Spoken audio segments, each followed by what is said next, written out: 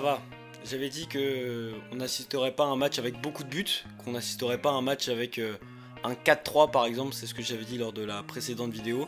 Au final, on a assisté à un match avec quand même pas mal de buts de partout, ça fait 4 buts, c'est quand même pas mal, mais je tiens à préciser que sur ces 4 buts, 3 ont été transformés sur penalty, dont un seul qui a été inscrit dans le jeu, et donc ce qui veut dire que les deux équipes n'ont pas forcément trouvé la faille dans le jeu, même si à certains moments on a vu quand même pas mal d'espace se créer grâce à certaines erreurs défensives, mais sinon les deux équipes n'ont pas trouvé la faille dans le jeu, à part ce but de Karim Benzema sur cette magnifique passe de Paul Pogba. Mais dans le contenu du jeu, les deux équipes ont montré de très très belles choses. On s'est régalé ce soir avec beaucoup de combinaisons côté français, avec Benzema qui était très très présent en connexion avec les milieux de terrain. Finalement, on a assisté à un match serré mais riche en buts. On pouvait pas demander plus dans ce match, parce que quand on voit une affiche France-Portugal, on se dit voilà, c'est un pur régal. Ce qu'il y a sur le papier, il y a quand même Ronaldo, il y a quand même Benzema, Mbappé, Griezmann, il y a quand même Bruno Fernandes, même si il était sur le banc.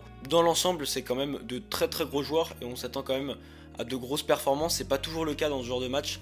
Et ça fait plaisir d'assister à ce genre de match. Je pense qu'on s'en souviendra pendant pas mal de temps, d'autant plus que Benzema a retrouvé le chemin des filets avec ce beau doublé. Mais essayons de retenir notre attention sur l'aspect tactique de ce match. On voyait dans les premières minutes les joueurs de l'équipe de France avec un bloc assez haut sur le terrain, avec pas mal de pressing, et ce qui gênait les Portugais à la construction. On voyait souvent les Portugais en train de construire sur leur propre camp. On voyait un beau quadrillage du terrain de la part de l'équipe de France, peu d'espace exploitable par les Portugais, et on a vu aussi pas mal de replis défensifs des joueurs offensifs. On peut prendre l'exemple de Griezmann et ce tacle, voilà, que je vous montre, qui est magnifique. C'est un vrai tacle de défenseur et ça a été fait par un attaquant. Et on voit que Griezmann a la culture à la Colchoneros quand il était à l'Atlético Madrid avec Simeone. Voilà, il n'a pas perdu ses habitudes, ses bonnes vieilles habitudes de venir soutenir la ligne défensive. Aussi, autre aspect du jeu que j'avais relevé lors de ma précédente vidéo, je disais que le but concédé par l'équipe de France face à la Hongrie, c'était en partie à cause d'un manque de soutien des latéraux par les milieux de terrain ou par les ailiers. Dans ce match, on a pu voir que Tolisso, qui était en position d'ailier mais aussi un peu de piston, a fait le travail et a défendu aux côtés de Koundé, son latéral, sur Cristiano Ronaldo par exemple. Et on a même vu quelques phases de jeu où les joueurs de l'équipe de France, quand le ballon était d'un côté, ils défendaient à 3-4. Et donc ça, c'était très très intéressant. Alors quand on défend à 3-4, il faut prendre le ballon, parce que si les Portugais arrivent à se détacher des 3-4 joueurs français, ça peut être dangereux derrière, parce qu'il y a des espaces qui sont libérés. Alors on a eu de la chance, ça n'a pas souvent été le cas, je pense que les Français ont fait le taf défensivement. Si on peut mettre en avant une force du côté du Portugal, c'est le rôle clé qu'a Renato Sanches dans l'entrejeu portugais. Il a montré toute sa ténacité, son intelligence de jeu, et il a été partout, en box-to-box, et très dangereux offensivement. Renato Sanches, voilà, c'est un joueur qui revient à un niveau qu'il avait à ses débuts, et ça fait plaisir parce qu'en plus ça fait les beaux jours du Portugal. Pour moi, dans le jeu, ça a été le meilleur joueur.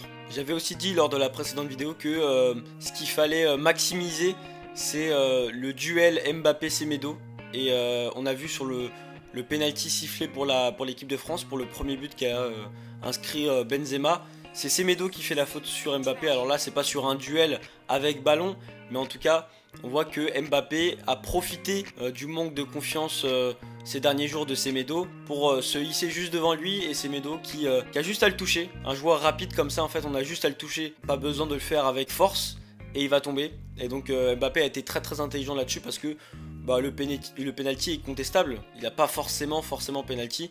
Il y a débat autour de ça, beaucoup plus que quand Lloris met son coup de coude à Danilo. Donc en tout cas, voilà, ça commence avec 2 buts sur penalty. Et on a vu en fait dans ce match, pour que l'équipe de France trouve la faille face au Portugal, il faut multiplier les contre-attaques, essayer d'exploiter les espaces qu'il y a derrière la défense. Quand le Portugal a une forte possession de balle, il faut aussi multiplier les situations où Mbappé a le ballon, parce que c'est un joueur, voilà, qui fait des courses de balle tout en verticalité, qui est très tranchant. Il adore en fait dévorer les espaces, donc c'est ce qu'il fallait chercher beaucoup plus, et c'est ce qu'il faudra chercher aussi contre la Suisse en 8ème de finale lundi. Donc en seconde période, le match était beaucoup plus ouvert, et justement ce but de Karim Benzema sur cette passe de Paul Pogba, c'est un coup de génie de la part de Pogba, mais aussi par l'appel de Benzema.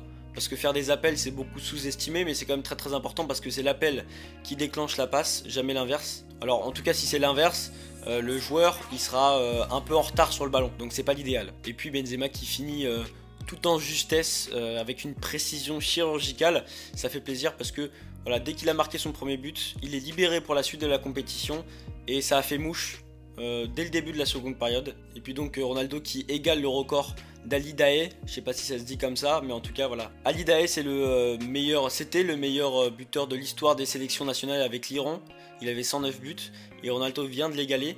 Il a aussi battu le record du nombre de buts en Euro plus Coupe du Monde, je crois, où il a peut-être égalé Klose. Je sais pas s'il l'a battu, en tout cas vous me direz dans les commentaires ou j'irai chercher par moi-même après la vidéo. Et donc dans ce match, le rythme était tellement élevé que même Bruno Fernandes à la 86e minute, on voyait sa tête et on voyait à tel point qu'il était fatigué alors que ça faisait 15 minutes qu'il était sur le terrain. Et donc ça montre à quel point ce match a eu une intensité assez folle et que les remplaçants, qui normalement on le sent neuf, n'ont pas réussi à suivre ce rythme tellement il était élevé. Pour se projeter un peu plus pour l'équipe de France, voilà, c'était un match très dur, mais au moins l'équipe de France se frotte à des adversaires assez durs dès le début de l'Euro et ça leur permet d'avoir un niveau assez élevé de rythme et de concentration avant d'aborder les huitièmes de finale et essayer d'être encore plus performant par la suite. Je ferai une vidéo sur France-Suisse parce que c'est évidemment voilà, on rentre dans les phases de finale, ça va être intéressant d'aborder ce match. La Suisse a aussi des qualités, il faut se méfier de toutes les équipes dans cet Euro, rien n'est gagné. Et d'un autre côté on va assister à un match entre la Belgique et le Portugal et entre l'Allemagne et l'Angleterre, donc ça fait deux grosses affiches et il y aura forcément deux sélections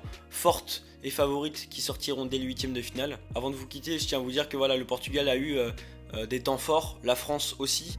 Dans l'opposition, la France nous a donné quelques signes positifs. Et déjà ce premier signe positif c'est le retour de Benzema avec ses deux buts. Et je pense dans l'ensemble il y a voilà, on peut revenir sur les performances de chacun, mais ça serait assez long à faire.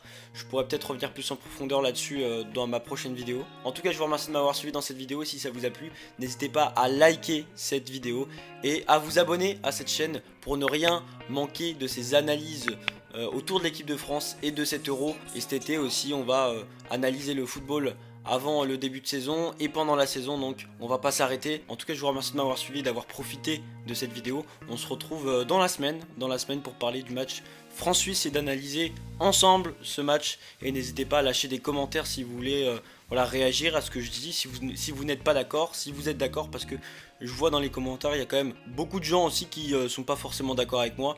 Et c'est audible, je comprends totalement, et en fait on est là pour ça, cette chaîne est faite pour ça, pour que tout le monde donne son avis et qu'on puisse débattre. Je pense que j'ai pas la vérité toute puissante, dans tous les cas, personne n'a la vérité, et moi je donne mon avis, et c'est pour ça que j'ai créé cette chaîne, c'est juste pour donner mon avis et vous donner aussi des analyses un peu plus en profondeur, et donc profitez de la vie, vous prenez pas la tête, c'est juste du football, on prend du plaisir. En tout cas je vous donne rendez-vous à la prochaine vidéo, prenez soin de vous, ciao ciao.